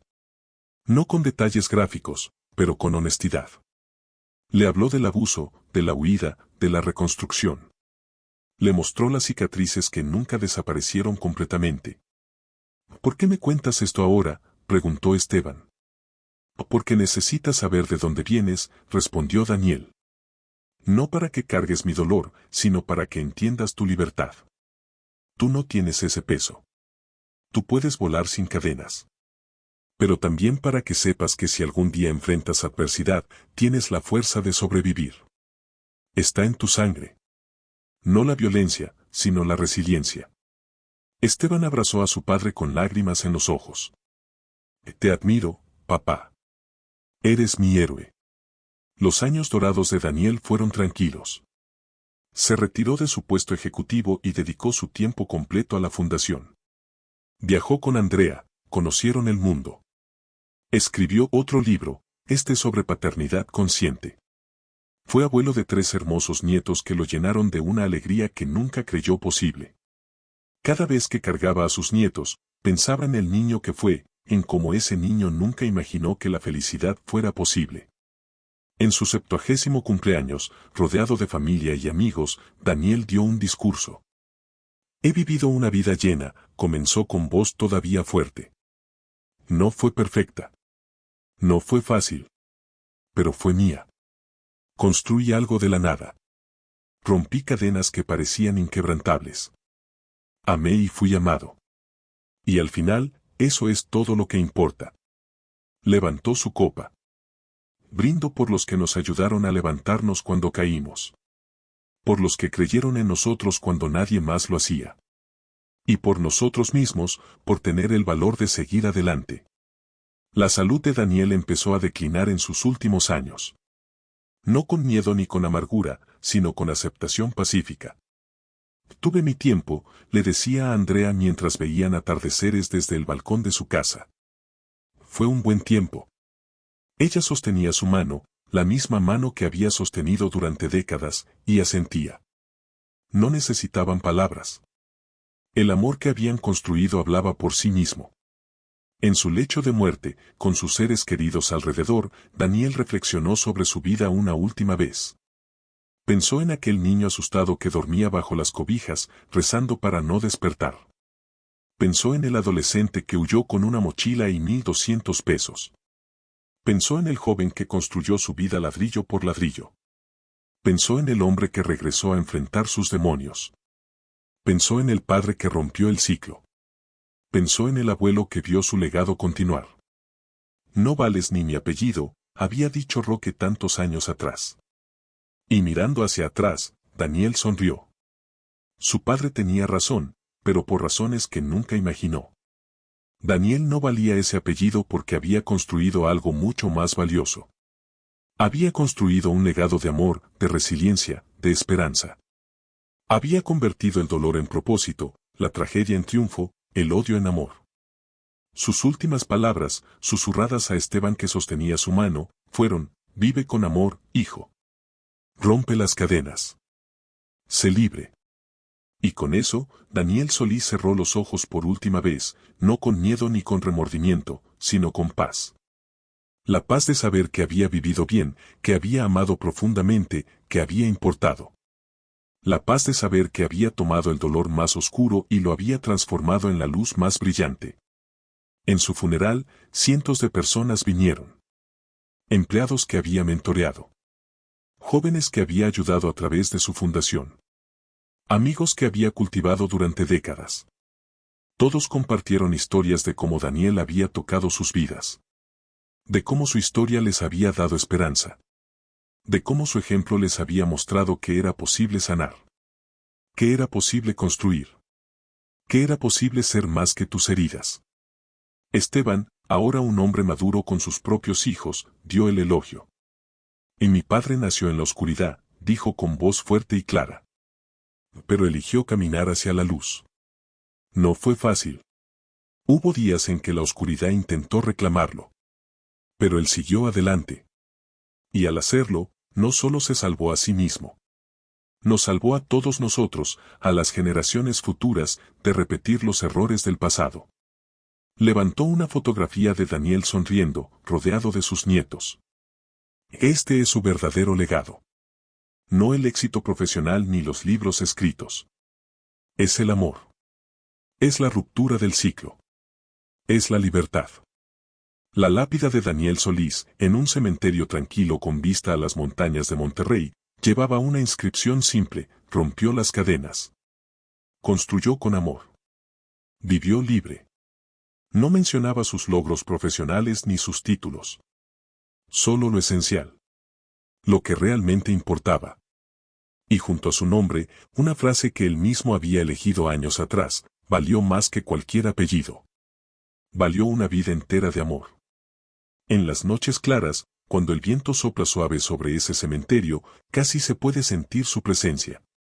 No como un fantasma atormentado, sino como un espíritu en paz. Como alguien que finalmente descansó después de una batalla larga y valiente. Como alguien que transformó su dolor en poder, su trauma en sabiduría, su herida en propósito. Y en algún lugar, en una dimensión que no entendemos, tal vez Daniel finalmente se encontró con don Esteban. Tal vez el abuelo lo abrazó y le dijo: lo lograste, muchacho. Sobreviviste. Perdonaste. Construiste algo hermoso. Y tal vez Daniel, con lágrimas de alegría, respondió: gracias por creer en mí cuando nadie más lo hacía. Gracias por empezar lo que yo pude terminar. La historia de Daniel Solís no es solo la historia de un hombre que superó el abuso. Es la historia de todos nosotros. De cada persona que ha tenido que levantarse después de ser derribada. De cada corazón roto que eligió amar otra vez. De cada alma herida que decidió sanar en lugar de herir a otros. Es un testimonio de que el pasado no define el futuro. Que las cicatrices no impiden la belleza. Que el dolor, si lo permitimos, puede convertirse en nuestra mayor fortaleza. Su legado continúa. La fundación que creó sigue ayudando a miles de jóvenes cada año. Sus libros siguen vendiéndose, tocando vidas nuevas. Sus nietos crecen en amor, perpetuando el ciclo que él comenzó. Y en algún lugar, un muchacho de 17 años lee su historia y piensa, si él pudo, yo también puedo. Y en ese momento, Daniel vive otra vez. En la esperanza que inspira. En el coraje que da. En las cadenas que ayuda a romper. Porque al final, eso es lo que importa. No cuánto tiempo vivimos, sino cómo vivimos. No de dónde venimos, sino a dónde vamos. No las heridas que nos hicieron, sino las heridas que elegimos sanar. Daniel Solís entendió esto mejor que nadie. Y en el proceso de sanar su propia herida, sanó a generaciones.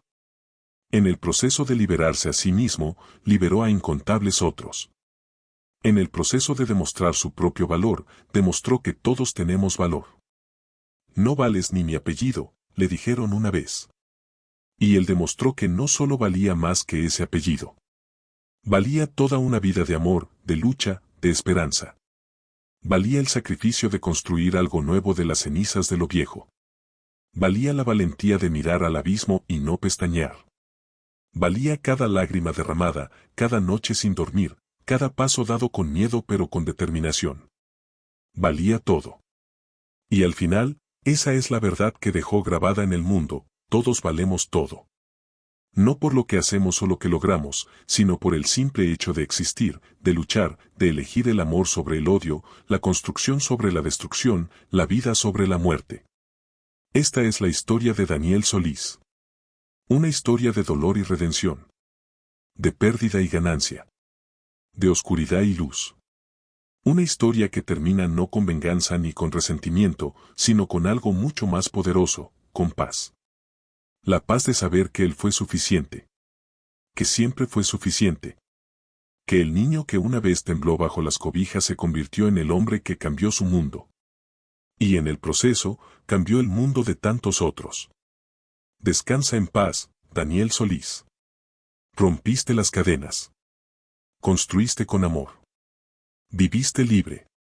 Y tu historia continuará inspirando mientras haya corazones rotos que necesiten saber que es posible sanar. Mientras haya niños asustados que necesiten saber que pueden crecer para ser fuertes. Mientras haya personas que necesiten recordar que el pasado no define el futuro, que las heridas no impiden la belleza, que el amor siempre, siempre, puede vencer al odio. Y si alguna vez dudas de tu valor, recuerda esta historia. Recuerda que hubo un muchacho al que le dijeron que no valía nada, y él demostró que valía todo. Recuerda que las cadenas se pueden romper. Recuerda que es posible construir algo hermoso incluso sobre los cimientos más rotos. Recuerda que tú, también, vales más que cualquier apellido, más que cualquier herida, más que cualquier dolor del pasado. Vive. Ama. Construye. Sana. Y cuando tengas la oportunidad, ayuda a otro a hacer lo mismo. Porque eso es lo que Daniel hizo. Y en hacerlo, no solo salvó su propia vida. Nos mostró a todos nosotros cómo salvar las nuestras. Si esta historia te ha tocado el corazón, si te ha hecho sentir, si te ha recordado que no estás solo en tus luchas, entonces te invito a que te suscribas a nuestro canal, Historias para Distraerte. Aquí compartimos historias todos los días, historias de resiliencia, de amor, de superación. Historias que te recordarán que eres más fuerte de lo que crees, que el dolor no dura para siempre, que siempre hay esperanza.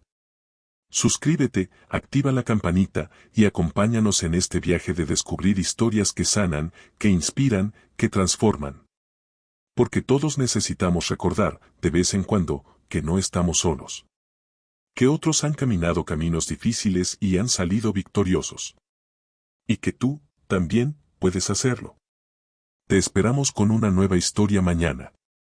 Una historia que tal vez cambie tu vida, como esta historia pudo haber cambiado algo en ti hoy.